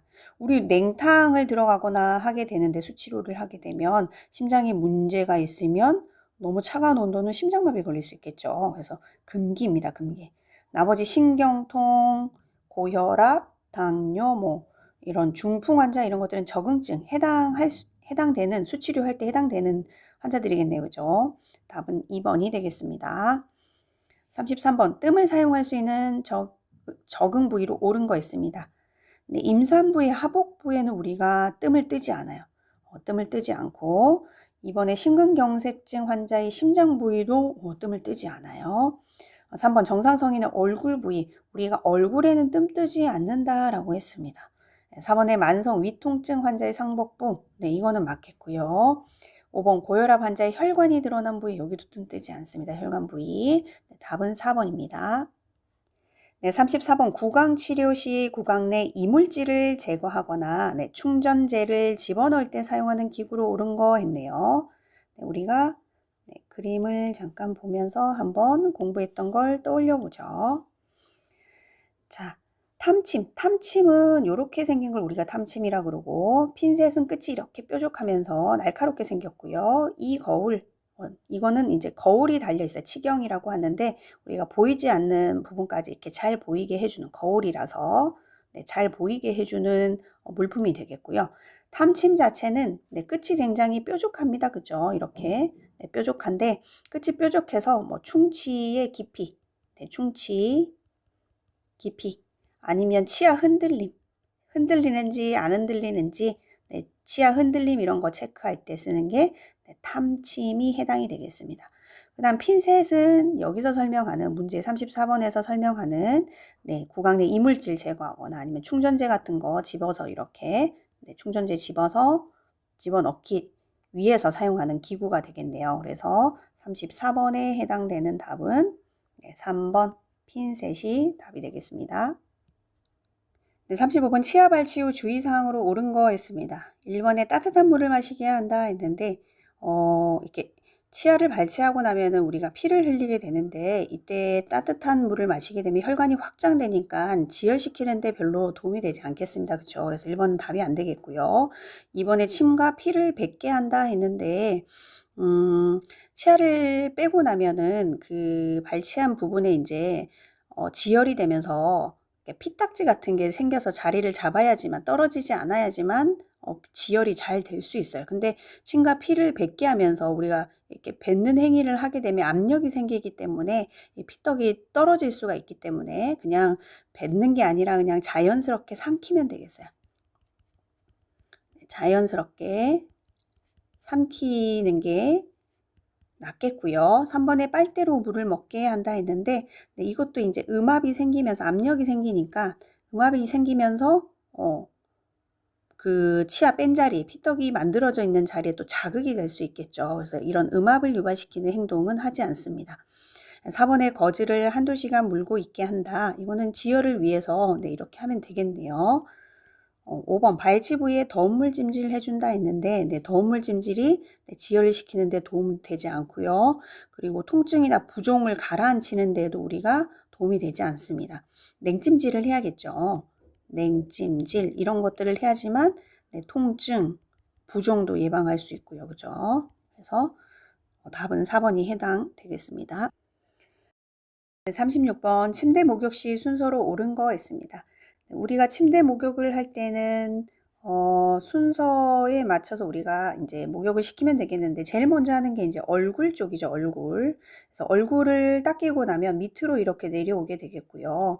그 다음에는 말초에서 네, 중심 쪽으로 하면 되겠습니다. 다리도 똑같이 말초에서 중심 쪽으로 향하게 하면 되겠고요. 그래서 얼굴을 다 닦였다. 그러면 이제 목으로 내려오면 되겠네요. 밑으로 내려오는 거니까. 그 다음은 이제 손 쪽으로 가야 되는데 네, 말초에서 손 쪽으로 하고 나면 상지인 팔 쪽으로 가면 되겠고요. 네, 그 다음은 네, 가슴, 목까지 했으니까 가슴하고 그 다음에 복부 내려오면 되겠고요. 그 다음에 발 쪽으로 가야겠네요. 네, 발 하고 났으면 하지, 네, 다리 쪽 해주면 되겠고요. 그 다음에 가슴 쪽, 복부 쪽 했으니까 둔부 안 했네요. 그죠? 이쪽 가서 해주고 마지막에 이제 회음부 쪽으로 내려오면 되겠습니다. 그래서 36번에 해당되는 건 얼굴, 팔, 가슴, 다리, 회음부 순인 1번이 답이 되겠습니다. 37번 여성 회음부관으로 옳은 거 했습니다. 1번 소독솜 1개로 2번씩 닦는다 했는데 닦을 때마다 우리가 새솜 이용해야겠죠. 네, 2번 요도구는 원형으로 회전하면서 닦는다 했는데 네, 굳이 이렇게까지 하지 않고요. 치골에서 항문 방향 쪽으로 이렇게 치골에서 항문 방향 쪽으로 닦으면 되겠고요. 3번에 항문에서 요도구 쪽으로 닦는다 했으니까 이거는 네, 바뀌었네요. 그죠? 요도에서 항문 쪽으로 닦으면 되겠고 네, 대음순을 좌우로 벌려서 닦는다. 4번은 답이 되겠습니다. 5번은 노출 부인 둔부와 회음부를 최대한 노출한다 했는데 네, 최대한이 아니라 네, 최소한 프라이버시를 위해서 최소한 노출해주면 되겠습니다. 네, 38번 정상 분만 시에 선천성 대사장애를 검사하는 시기로 옳은 거였네요. 이 선천성 대사에 문제가 생긴 건데 우리가 탄단지 영양소를 먹으면 이 영양소를 분해해서 소화시켜서 흡수를 하게 되는데 이 질환의 경우에는 이걸 분해하는 효소가 부족하게 되면서 정신지체, 지능이 발달이 지연된다던가 하는 이런 문제가 생길 수 있어요. 그래서 그림을 한번 보시면 신생아가 우리가 태어나고 나면은 이렇게 보통은 생후 한 2일에서 7일? 네, 어쨌든 태어나기 전에 2일에서 7일경에 이 검사를 하게 되어 있습니다. 그래서 가능하면은 보통 48시간에서 72시간 되었을 때 그 사이에 하게 되겠고요. 그리고 대사, 아까도 얘기했지만 영양소를 먹고 그걸 분해하는 효소가 부족한 거기 때문에 수유 시작하고 보통은 24시간이 지난 후에 시행을 하는 게 맞겠습니다. 그래서 신생아의 이 발 뒤꿈치 이쪽에서 체열을 해서 여과지에 이렇게 둥글게 이렇게 묻혀서 피를 묻혀가지고 말려요. 건조시킨 다음에 비닐봉지에 넣어서 이제 검사실을 보내게 되죠. 그래서 선천성 대사장애를 검사하는 시기를 물었는데 언제 한다? 네, 그렇죠. 생후 2일에서 7일경 요때 한다. 그래서 되도록이면 48에서 72시간 내에 하고 수유 시작하고 대사와 관련 있는 거니까 수유 시작 후 24시간 지난 후에 시행을 하면 되겠다. 그래서 38번에 해당하는 답은 2번이 되겠습니다.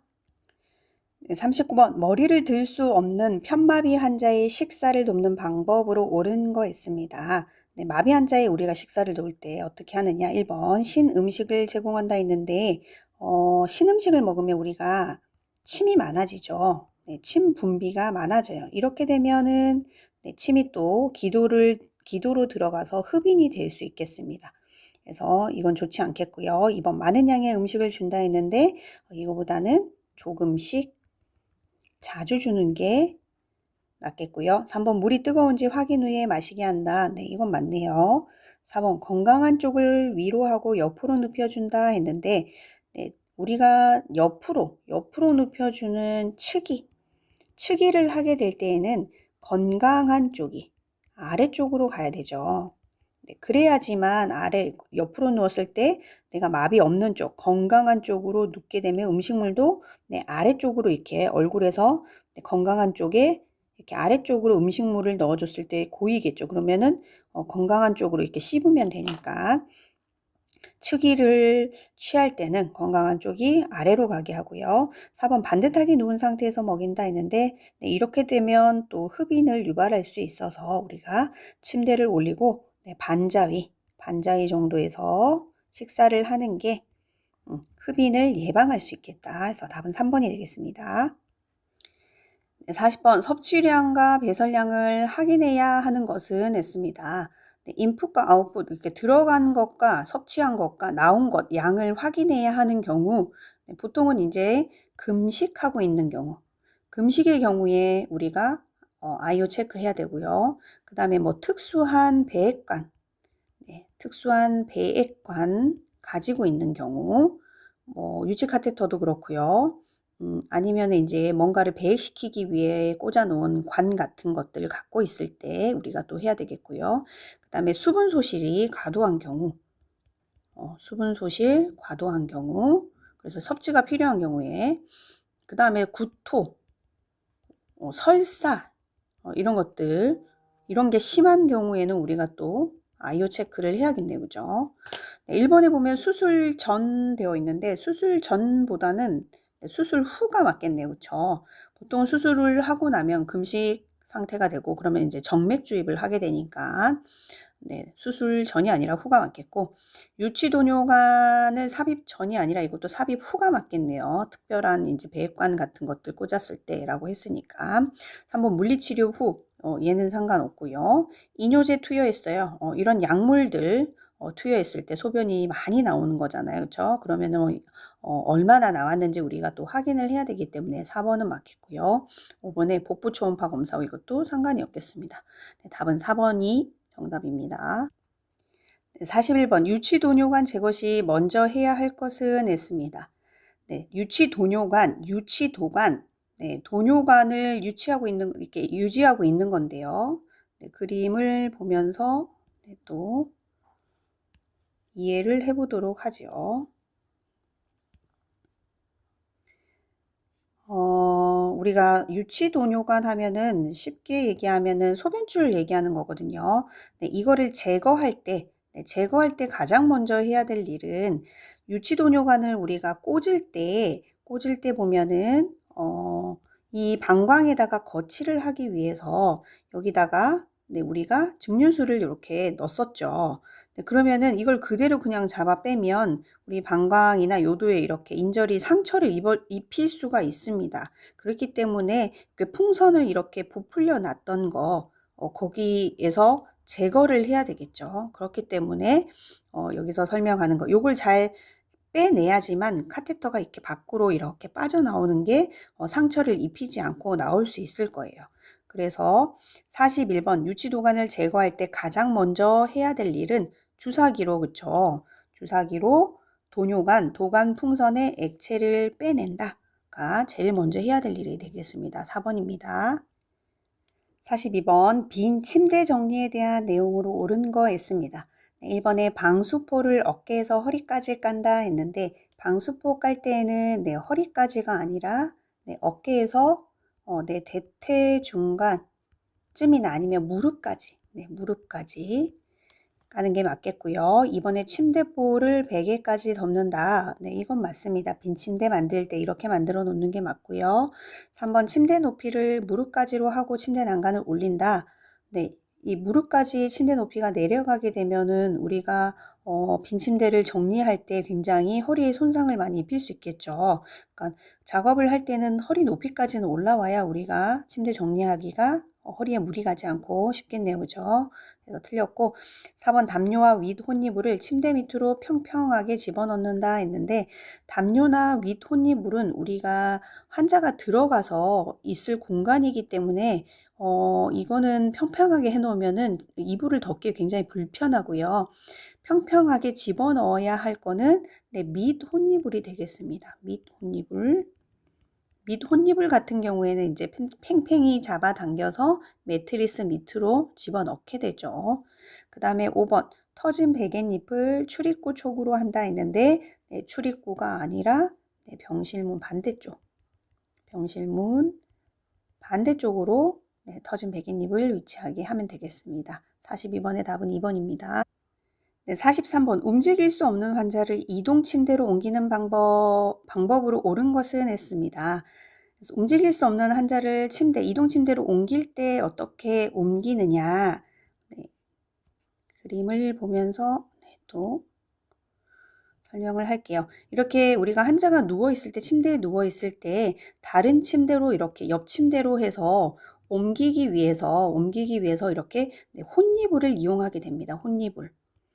혼이불을 이용해서 이렇게 옮길 때 이 혼이불을 네, 가까이서 이렇게 서로 잡고 이 침대에서 이 침대, 옆에 침대로 해서 옮기게 되거든요. 주로 그래서 혼이불을 많이 사용하게 되는데 지금 43번에서 네, 움직일 수 없는 환자 이동 침대로 옮기는 방법, 네, 뭐 베개, 발지지대, 골절판, 침대 옆 탁자 이런 거 전혀 상관없고 네, 3번에 해당되는 혼이불로 옮기게 된다. 43번의 답은 3번이 되겠습니다. 네, 44번 부인과 내진 시 취해야 할 자세로 옳은 거 했네요. 네, 1번에 나오는 복와이는 보통 엎드려 있는 자세라서 우리 뭐 주로 등 마사지 아니면 척추 쪽에 뭔가 검사를 해야 될 때 이 체위를 취하게 되겠고요.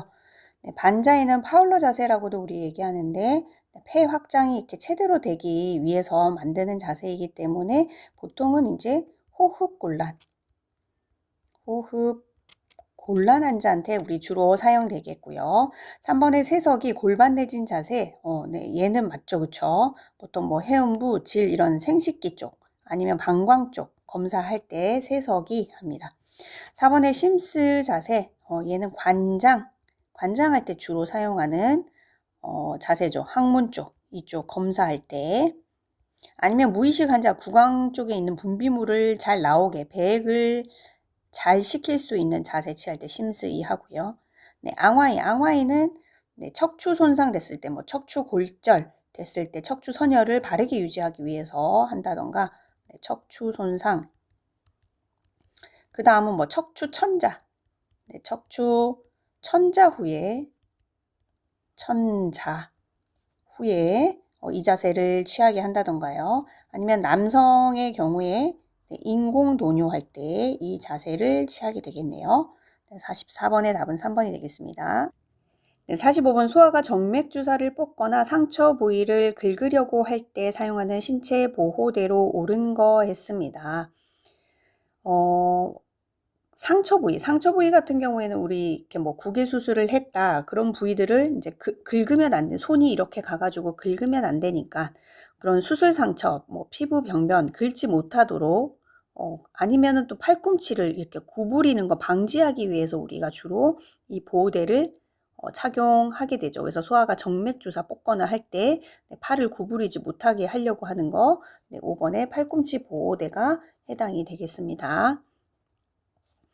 46번 내과적 손 씻기 중 가장 오염된 부분으로 간주하는 거 그쵸. 손톱 밑에 굉장히 세균이 많죠. 그래서 가장 오염된 부분으로 간주해서 손 씻기를 할 때 굉장히 주의 깊게 세심하게 닦아야 하는 곳입니다. 4번이 되겠습니다.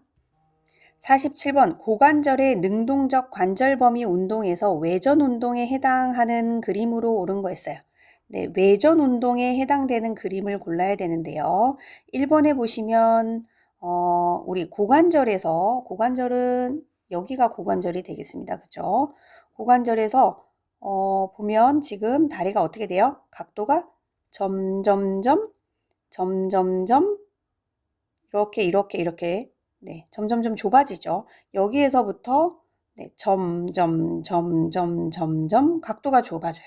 네, 이걸 기준으로 했을 때 이렇게 올라가면서 각도가 네, 점점 작아지는 거. 점점점 작아지잖아요. 그죠? 네, 요거는 굴곡입니다. 굴곡. 두 뼈의 각도가 감소되는 거. 고래 각도가 감소되는 거 굴곡.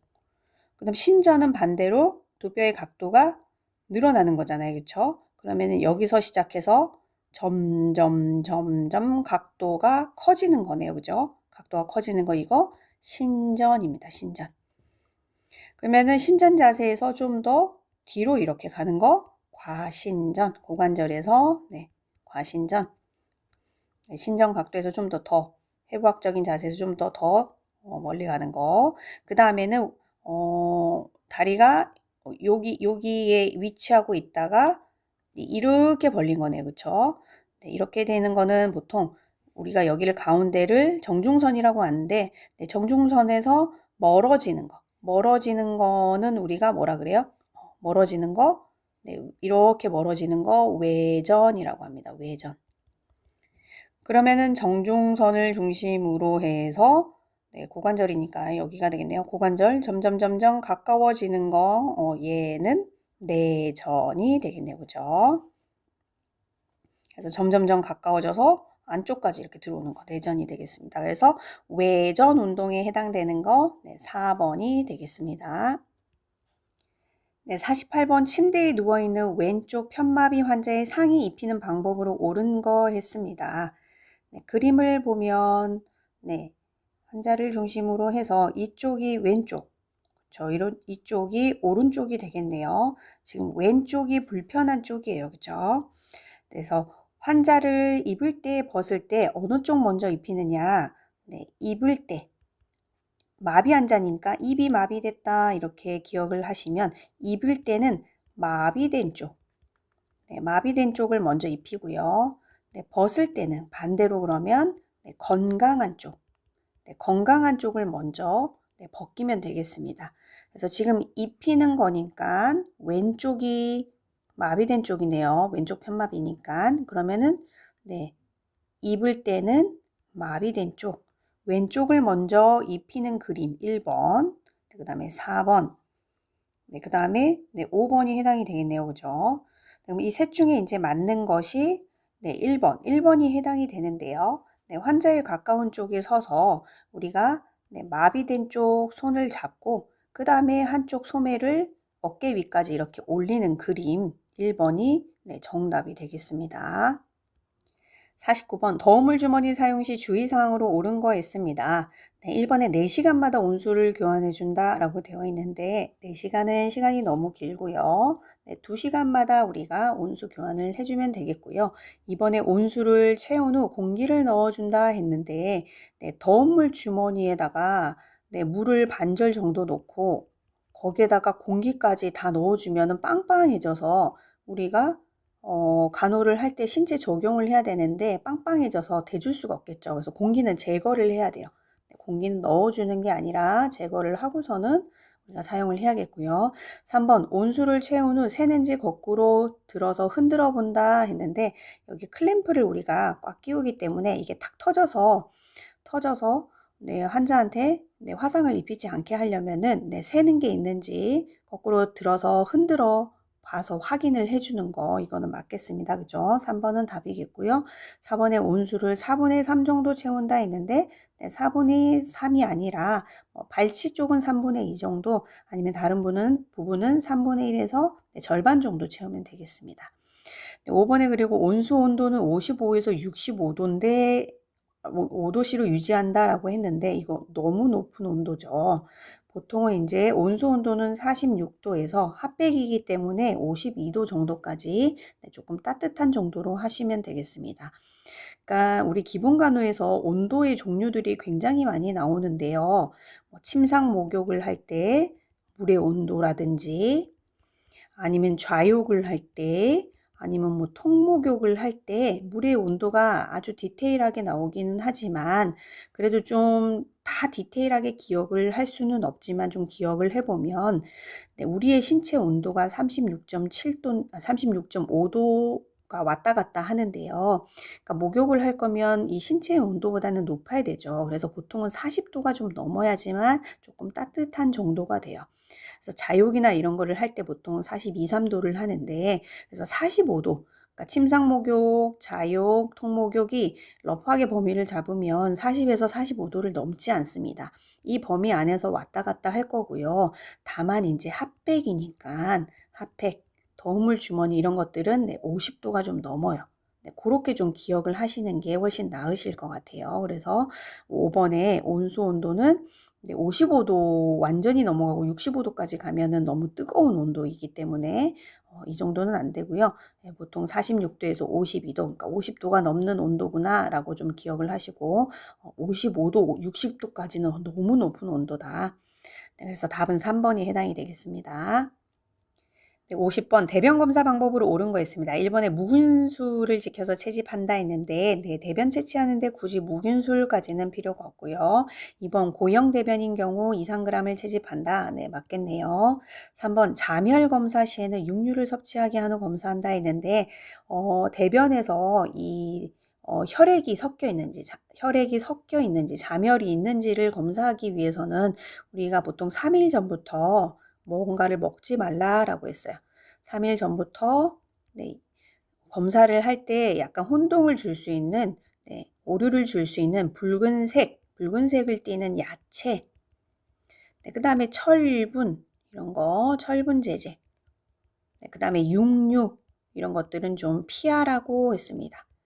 그렇기 때문에 3번은 섭취를 하는 게 아니라 섭취하면 안 되겠네요.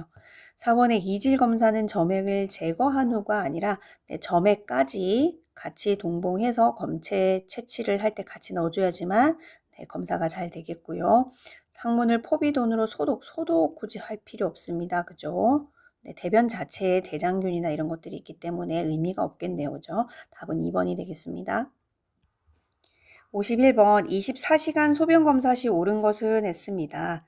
24시간 소변 검사를 할 때 우리는 만약에 우리가 2월 3일 2시부터 해서 2월 4일 2시까지 24시간 동안 소변을 받아서 검사를 한다라고 하면 방광에 지금 현재 2월 3일 2시에 방광에 어느 정도 소변이 차 있는데 이 소변은 2시 이전부터 쌓여있는 소변이기 때문에 언제부터 쌓였는지 모르기 때문에 이 첫 소변은 버립니다. 버리고 요이 땅 여기서부터 이제 시작을 하는 거죠.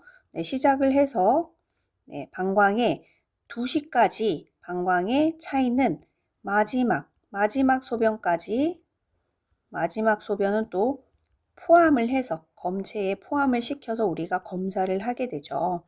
그래서 1번에 첫 소변부터 받는다 했는데 첫 소변은 언제부터 방광에 있었던 건지 모르는 거니까 받는 게 아니라 버려야 되겠네요. 버린다가 맞겠고 그 다음부터 이제 방광에 차는 소변을 검체 봉투에다 담으면 되겠죠. 이번에 마지막 소변은 버린다 했는데 마지막 소변은 포함한다가 맞겠습니다. 3번은 소변을 볼 때마다 측정한다 했는데 우리 그 24시간 소변 채집 봉투를 한번 눈으로 확인을 좀 해보면요. 여기에 없군요. 그러면은 소변을 볼 때마다 여기서 측정한다라고 했는데 24시간 소변 봉투가 이렇게 딱 있어요. 이렇게 마개에다가 뭐 검체를 담을 수 있는 요 마개가 있고요. 그리고 소변을 요때부터 해서 받기 시작했으면은 여기다가 볼 때마다 여기다가 담아야 됩니다. 볼 때마다. 그럼 하루에 우리가 보통 성인이 소변 보는 양이 2000에서 2500 정도 되니까 이 양이 여기에 모이겠죠. 그래서 다 모이고 나면 한꺼번에 검사실에 내서 검사를 하게 돼요. 그래서 3번에 소변을 볼 때마다 측정한다. 이거는 맞지 않겠고요. 그래서 채집 주머니에 이렇게 담아서 마지막에 한 번에 검사를 한다. 그리고 4번에 돈요관을 분리해서 받는다 했는데 돈요관 자체를 분리해서 이렇게 계속 볼 때마다 분리하게 되면 오염을 시킬 수가 있고 감염을 우리가 환자한테 더 시킬 수 있는 문제가 있을 수 있기 때문에 돈요관을 분리하지 않고요. 일반적으로 24시간 소변 검사한다 그러면은 우리가 뭐 돈요관을 꽂고 있는 경우도 있겠지만 그렇지 않은 환자들, 일반적인 환자들은 그냥 소변통에다가 소변을 봐서 이렇게 검체 채집 주머니에 담으면 되겠고 돈요관을 분리해서 받지는 않습니다. 그리고 갖고 있더라고 하더라도 5번 수집 중 흘렸다. 이게 비닐 형태의 봉투형으로 되어 있기 때문에 종종 이렇게 자주 쏟는 분들이 많은데요. 수집 중에 흘렸다면 정확한 검사를 위해서는 처음부터 다시 시작하는 게 맞겠습니다. 답은 5번입니다. 52번 비강 캐뉼라 코 삽입관 사용 시 옳은 것은 했습니다. 우리가 그림을 보면서 이 문제는 조금 같이 보도록 해야겠네요. 비강 캐뉼라 하면 이거는 코에다가 우리가 코 삽입관이라고 되어 있죠. 코에 이렇게 돼가지고 코에다가 이렇게 꽂고 있는 거예요. 그래서 이제 산소를 이 비강으로 해서 산소를 공급해 주는 건데요. 1번에 보면은 재멸균하여 사용하지 않는다 했는데 네, 맞습니다. 다시 멸균을 해가지고 재사용하지 않아요. 비강 캐뉼라 코 삽입관을. 그 다음에 2번에 가슴 용기에 증류수를 가득 채운다 라고 되어 있는데 가슴 용기라는 건 월호투라고 해서 여기에서 이제 산소가 벽에서 이렇게 나오게 됩니다. 벽에서 이렇게 산소가 나오면은 이거를 이제 우리가 물을 이렇게 통과시켜서 여기서 산소가 나오면은 이렇게 물에다가 습화시켜서 코로 이렇게 요 줄을 통해서 코로 이렇게 들어가게 되어 있어요. 이렇게 하는 이유가 이 산소 자체가 굉장히 계속 꽂고 있으면은 비강 점막을 굉장히 건조하게 하고 자극시킬 수 있어요. 그렇기 때문에 이제 물을 통과시켜서 건조한 것을 좀 덜하게 해주기 위해서 이렇게 하는 거죠. 그래서 가슴 용기에다가 증류수를 가득 채운다라고 했는데 이렇게 증류수를 가득 채우게 되면은 밑에 뿌글뿌글 하면서 이렇게 산소가 나오면서 이게 흘러 넘칠 수가 있어요. 그렇기 때문에 가득 채우지 않아요. 가슴 용기의 증류수 가득 채우지 않는다. 1번에 재멸균하여 사용하지 않는다. 이건 맞고요. 그죠? 가슴 용기의 증류수 가득 채우면 넘친다 그랬어요. 가득 채우지 않고 3번에 24시간마다 제거해 깨끗이 닦아준다 했는데 적어도 24시간마다 한 번씩이 아니라 8시간마다 코 삽입관을 제거하고 이렇게 깨끗이 닦아주면 되겠습니다. 그 다음에 4번 산소의 농도는 60% 이상으로 맞춘다 했는데 60%는 좀 높고요. 이 비강 캐뉼라 코 삽입과는 비교적 굉장히 낮은 농도로 들어가는 방법이에요. 그래서 23에서 보통 44%의 농도로 분당 속도가 2에서 6리터 정도 1분에 2에서 6리터 정도 흡입할 수 있도록 되어 있습니다. 그래서 산소 농도 60% 아니고요. 그래서 분당 10리터 아니고 2에서 6리터 정도 들어간다 그랬죠. 주입한다고. 그래서 답은 1번이 해당이 되겠습니다. 53번 태어나는 환자에게 간호조무사가 해야 할 업무로 옳은 거 있습니다. 1번에 병동 안내를 한다 했는데 이거는 2번 할 때 해야겠죠. 2번 다음 외래 예약 날짜를 정한다. 네, 맞습니다. 그죠? 3번 의사의 동의 없이 퇴원시킨다 했는데 의사의 동의가 있어야지만 퇴원을 할 수가 있어요. 퇴원 오도가 지시가 나야지만 퇴원을 하게 되고요. 4번 간호사에게 기중품을 맡긴다 했는데 퇴원 시는 개인 소지품 돌려줘야겠네요. 그죠? 5번 진단 결과를 설명해준다 했는데 이건 또 우리가 해야 할 업무가 아니니까 답은 2번이 해당이 되겠습니다. 54번 수전증이 있는 사람의 맥박 측정 부위로 옳은 것은 했습니다. 손이 떨려서 우리가 보통은 이제 요골동맥으로 맥박을 측정하는데 손이 떨려서 수전증이 있으면 우리가 맥박 측정하기가 혼돈스러워서 불편하겠어요. 그죠? 그렇기 때문에 어디? 경동맥에서 측정하면 되겠습니다. 답은 1번입니다. 55번 드레싱 세트에 피가 묻었을 때 가장 먼저 해야 할 처치 방법으로 옳은 거 했네요. 드레싱 세트에 피가 묻었을 때는 우리가 단백질이 이렇게 응고를 방지해서 오염물이 쉽게 떨어지게 하기 위해서 먼저 찬물로 헹궈주는 게 좋습니다. 그래서 답은 2번이 되겠는데요. 보통 또 뭐 더운 물로 헹군다 뭐 이런 것들이 있는데 이렇게 더운 물을 먼저 사용하게 되면 우리가 혈액 속에 있는 그 단백질이 더 이렇게 엉겨붙어서 표면에 막 더 달라붙다 보니까 잘 떨어지지가 않아요. 그렇기 때문에 그 단백질이 막 이렇게 엉겨붙는 걸 방지해서 오염물이 쉽게 떨어지게 하기 위해서는 제일 먼저 찬물로 헹궈주는 게 좋겠습니다. 그래서 답은 2번이 답이 되겠습니다. 56번 노인 환자의 병실 환경 조성으로 옳은 거 있습니다. 1번에 소음을 40dB 미만으로 한다. 네, 맞죠? 맞습니다. 40dB 아래쪽으로 해야 돼요. 그렇죠? 1번은 답이 되겠고요. 네, 습도는 70도가 적당하다 했는데 습도는 70도는 너무 높죠. 그래서 우리가 적절하게 생각하는 습도는 40에서 60%가 되겠습니다. 3번의 온도는 16도에서 18도씨가 적당하다 했는데 너무 낮은 온도네요. 보통 20에서 22도씨 정도가 적당하고요. 4번에 직접 환기를 시킨다 했는데 보통은 이제 우리 병실에서 창의 아래쪽, 위쪽 이걸 열어가지고 더운 공기는 위로 올라가니까 위쪽이 드나들게 아래쪽은 또 차가운 공기가 드나들게 해서 환자한테 우리가 직접 바람이 닿지 않게 뭐 커튼, 스크린 이런 거 이용한다 그랬어요. 그래서 직접 환기시키는 거 맞지 않겠고 자연광선을 피하고 인공조명 이용한다고 했는데 자연광선을 이용하기는 하는데 그 환자분들을 눈이나 얼굴에 직사로 이렇게 광선이 눈의 얼굴이나 이런 데 바로 되지 않도록 직사광선 되지 않도록 우리가 또 적당한 햇빛이 들어오게 해야 됩니다. 그래서 5번도 또 답이 안 되겠네요. 답은 1번입니다.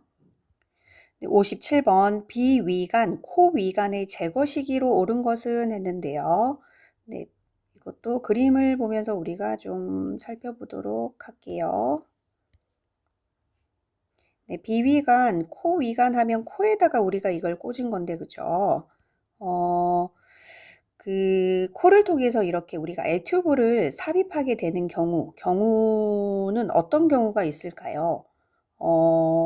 그러니까 위장의 어딘가에 이렇게 장이 이렇게 있으면 어딘가에 막혔다 그러면은 여기가 막힌 곳을 위로 해서 여기는 압력이 내려가지 않으니까 압력이 올라가겠죠. 그러니까 이 압력들을 감소시켜 주기 위해서 우리가 꽂는 경우가 있어요. 그러니까 첫 번째, 위장 감압, 압력을 감소시켜 주기 위해서 감압을 위해서 삽입했 경우가 있을 거고요. 장폐색이 왔을 때 보통은 꽂게 되거든요. 그러면은 위장 감압을 위해서 삽입을 했다면 이게 연동 운동, 그러니까 이렇게 내려가는 게 음식물이 잘 내려간다. 연동 운동이 잘 된다. 장 운동이 회복되면 제거하면 되겠죠. 그러니까 감압을 위해서 삽입했을 경우에는 네, 장 운동이 회복되면 제거가 가능할 겁니다. 그죠? 그 다음에 위 안에서 뭔가 출혈이 생겼다. 네, 출혈이 생겼다면 이 출혈의 정도, 위장 출혈의 정도를 측정하기 위해서 꽂은 경우도 있겠죠. 이럴 경우에는 더 이상 출혈이 없다. 그러면 제거가 가능하겠죠. 출혈이 없으면 네, 제거가 가능해져요. 그 다음은 또 뭐가 있을까요?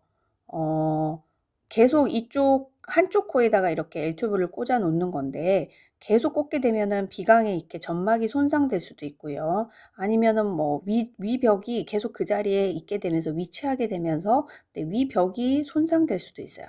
네, 비강 점막이나 네,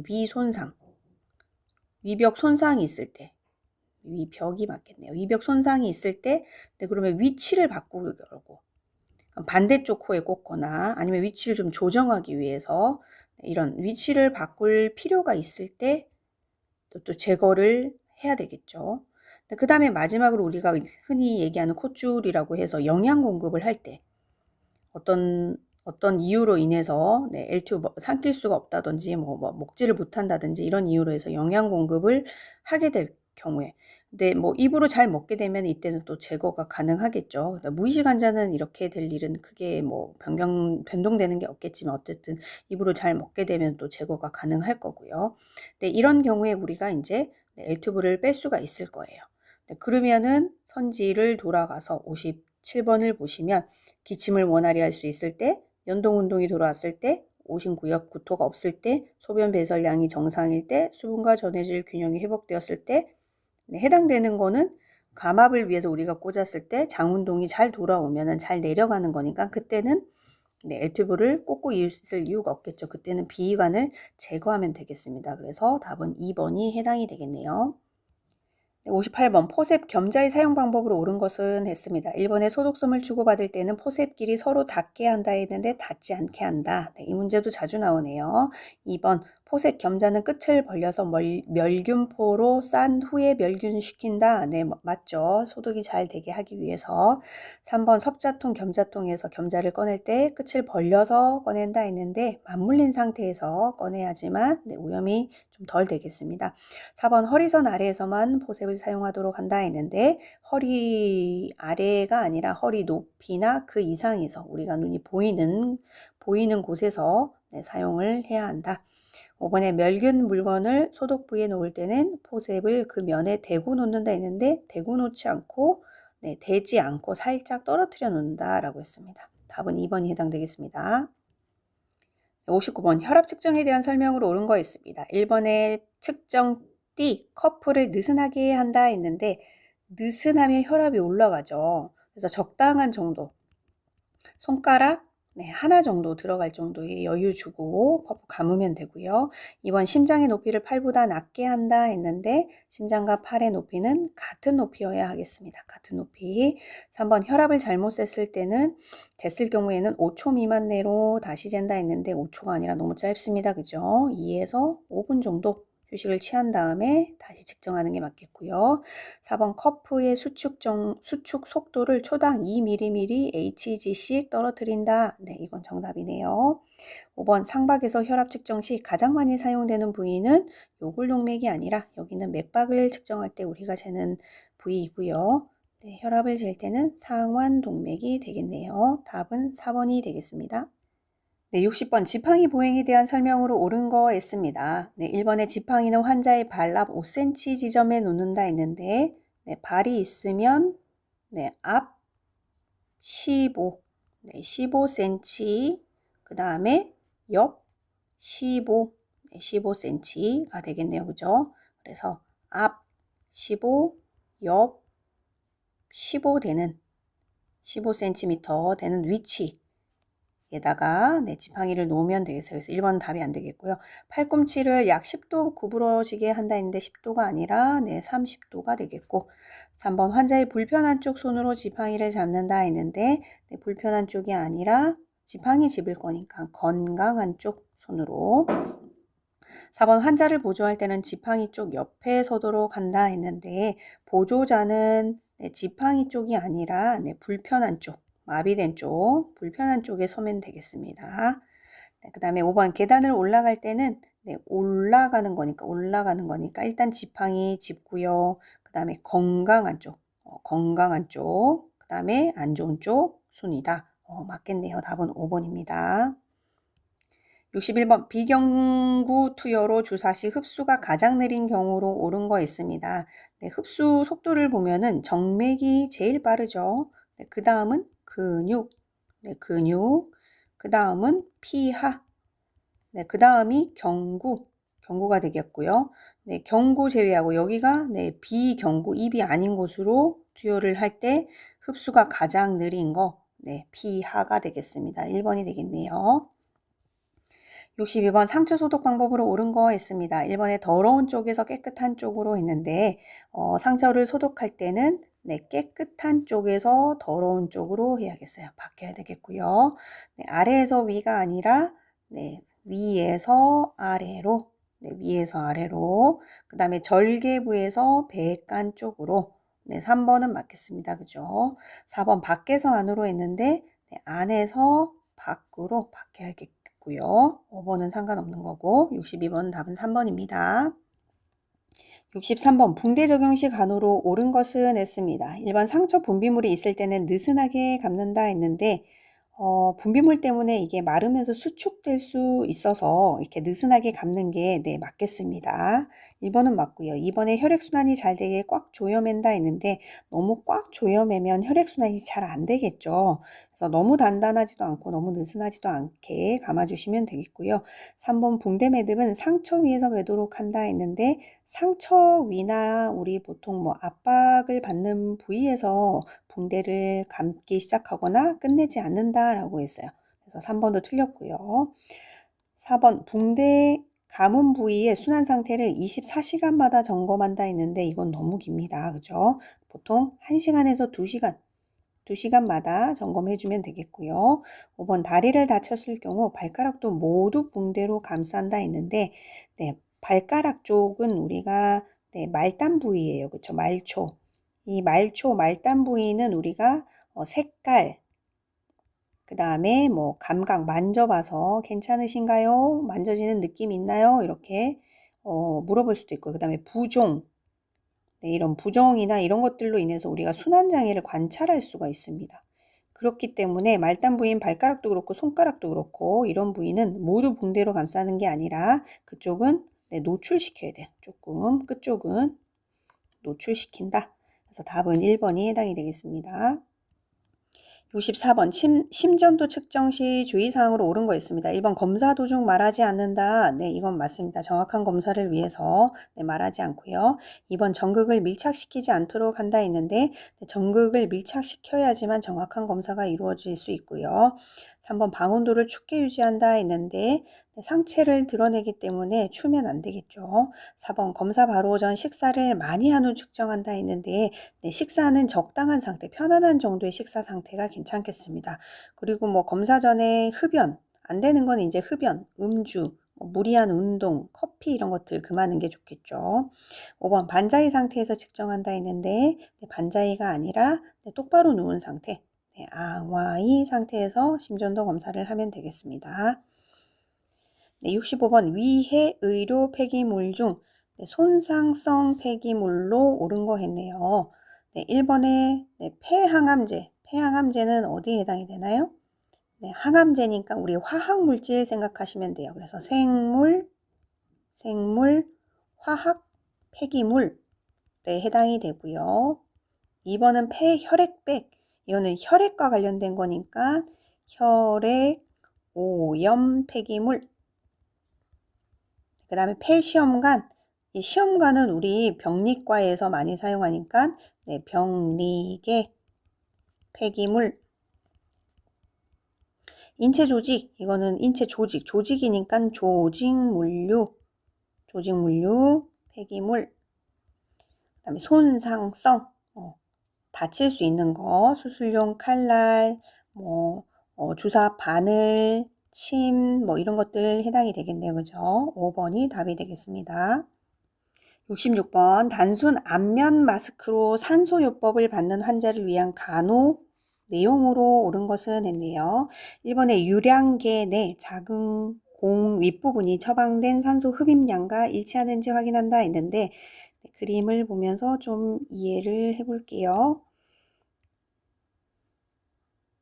네, 우리가 산소가 처방이 났으면은 이런 머로투를 통해 가지고 우리가 산소를 흡입을 하게 되는데요. 1번에 이제 유량계 내에 여기가 이제 산소 유량 조절하는 장치인데요. 유량계 내에 작은 공, 여기 공 보이시나요? 네, 이 공의 윗부분이 산소를 처방한 여기에 시간당, 분당 2리터 주세요 했으면은 이거를 숫자 2에 맞게끔 이게 딱 공의 위치가 오는 거를 윗부분을 보는 게 아니라요. 네, 윗부분을 보는 게 아니라 어디? 중앙 부분을 봐야 됩니다. 중앙. 그러니까 이 공의 이 딱 중앙이 숫자 2에 오는지, 네, 2에 해당이 되는지 이걸 봐야겠죠. 네, 그래서 윗부분이라고 되어 있는데 이게 틀렸고, 네, 중앙이 처방된 산소 흡입량과 일치하는지 확인을 해주시면 되겠고요. 네, 이번에 2~3시간마다 마스크 안쪽을 마른 거즈로 닦고 피부를 말린다. 네, 이거는 맞겠네요.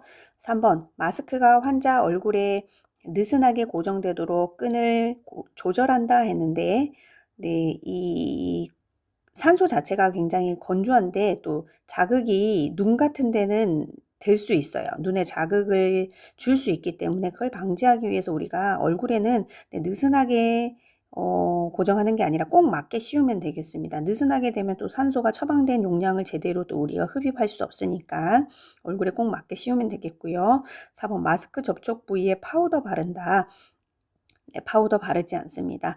네, 파우더를 바르게 되면은 우리가 이제 숨을 내뱉으면서 산소가 이제 습화돼서 들어오는 것들 공기가 이제 섞이면서 거기가 이제 끈적끈적해질 수 있기 때문에 파우더 바르지 않고요. 5번 모직 담요로 환자를 보온한다 했는데 네, 모직 같은 경우에는 이제 정전기 발생할 수 있잖아요. 그렇죠? 그러면은 또 화재 위험성, 산소 때문에 화재 위험성이 생길 수 있어요. 그렇기 때문에 네, 모직 담요가 아니라 네, 면담요 사용하자라고 했네요. 그죠? 그래서 답은 2번. 2~3시간마다 마스크 안쪽을 마른 거즈로 닦고 네, 피부를 말린다. 파우더 바르지 않고 네, 이 방법을 쓰면 되겠네요. 그죠? 답은 2번이 되겠습니다. 네, 67번 남성의 회음부 간호 내용으로 옳은 것은 했습니다. 1번 치골 부위에서 음경 끝을 향해 나선형으로 닦는다 했는데 우리가 닦을 때는 남성의 경우에는 귀두 부분을 시작으로 해서 그 다음이 이제 음경, 네, 그 다음이 치골, 네, 항문, 마지막으로 이렇게 이 방향으로 하게 되죠. 그래서 네, 이것도 네, 순서가 맞지 않겠네요. 음경에서부터 치골 쪽으로 할 거면 네, 해야 될 거고요. 첫 번째 이제 기두에서 음경, 그 다음에 치골로 향해서 나가는데 네, 기두 부분에 있는 쪽은 원형으로 닦으면 되는데 이쪽 음경에서 치골 쪽으로 향할 거다 그러면 나선형은 아니고 그쪽 위에서 아래로 네, 위에서 아래로 닦으면 되겠습니다. 그리고 포경 수술을 하지 않은 경우 포피를 뒤집어 닦는다. 네, 이거는 맞겠네요. 답이 되겠고요. 3번 젖은 수건으로 닦은 후 물기를 남겨둔다 했는데 남겨둘 필요가 없죠. 건조하게 잘 말리도록 하면 되겠습니다. 4번 항문 주위를 제외하고 닦는다 했는데 마지막에 항문을 닦을 거니까 제외하진 않고요. 5번에 절석이를 취하게 한다 했는데 이거는 이제 여성의 경우가 될 것 같고 절석이는 아니고 남성은 그냥 반듯하게 누운 자세에서 네, 회음부 간호를 하면 되겠죠. 답은 2번이 되겠습니다. 네, 68번 혈압이 80에 40mm의 HG인 환자가 어지럽다고 호소하여 네, 쇼크가 의심될 때 환자에게 적용해야 하는 체위 네, 어지럽다고 할 때 혈압이 낮을 때 우리가 네, 다리를 이렇게 올려주는 체위 네, 올려주는 체위 네, 변형된 트렌델렌부르크 자세가 되겠습니다. 네, 이 자세는 이제 저혈량 촥이 왔을 때 아니면 하지 출혈이 있을 때 이런 체위를 취해서 혈압을 좀 올릴 수 있는 도움을 받을 수 있는 체위가 되겠죠. 답은 5번입니다. 네, 69번 의식이 없는 환자에 대한 환자 확인 방법으로 옳은 것은 했습니다. 의식이 없기 때문에 가장 정확하게 우리가 환자 확인을 할 수 있는 건 2번 팔찌와 환자 리스트 대조하는 거 3번이 답이 되겠습니다. 네, 마지막 70번입니다. 상체가 마비되지 않은 환자의 왼쪽 손에 수액을 주입받고 있을 때 환이 입히기로 옳은 것은 했습니다. 편마비 있을 때나 아니면 이제 수액을 맞고 있을 때 똑같이 생각하시면 되겠는데요. 네, 제가 이제 좀 쉽게 기억을 하라고 입마비, 편마비 있을 때 입이 마비됐네 해서 이렇게 입을 때, 입힐 때는 마비된 쪽 먼저 입히고, 벗을 때는 건강한 쪽 반대로 건강한 쪽부터 벗기면 됩니다. 그러면은 마비된 쪽을 수액 불편하잖아요. 이쪽이 수액을 막고 있는 쪽으로 생각하시면 돼요. 자, 그러면 1번에 보면 주사 바늘을 제거하고 환희를 입힌 후 오른쪽 손에 주입을 다시 시작한다. 환자한테 고통을 이게 2번 주는 거잖아요. 주사 바늘 빼고 환희 입히고 다시 또 주사를 놔야 되고 하는 거기 때문에 이렇게 하지 않고요. 2번 오른쪽 팔 환희를 입히고 왼쪽 팔 환희를 어깨에 걸쳐준다 했는데 걸쳐주지 않고 다 입혀줘야 되거든요. 그죠? 환희 입힐 때는. 자, 그 다음에 3번 수액백과 수액관을 분리한 다음 환희를 갈아입힌다 했는데 이렇게 되면 오염시킬 수 있습니다. 감염의 위험성이 있기 때문에 안 되고요. 4번 입을 때 왼쪽 팔 환희를 먼저 입힌다. 자, 왼쪽 손에 지금 수액을 맞고 있으니까 입을 때 수액, 마비된 쪽, 입마비 했으니까 불편한 쪽을 우리 수액 맞는 쪽이라고 생각했으니까 입을 때 왼쪽 팔 환희를 먼저 입힌다. 4번 답이 되겠네요. 5번 벗을 때 왼쪽 팔 환희를 먼저 벗긴다 했는데 벗길 때는 건강한 쪽 먼저 벗긴다 했으니까 왼쪽이 아니라 오른쪽 팔 환희를 먼저 벗긴다 되겠습니다. 답은 4번이 되겠습니다. 네, 오늘은 여기까지 하도록 하겠습니다. 끝까지 들어주셔서 감사합니다.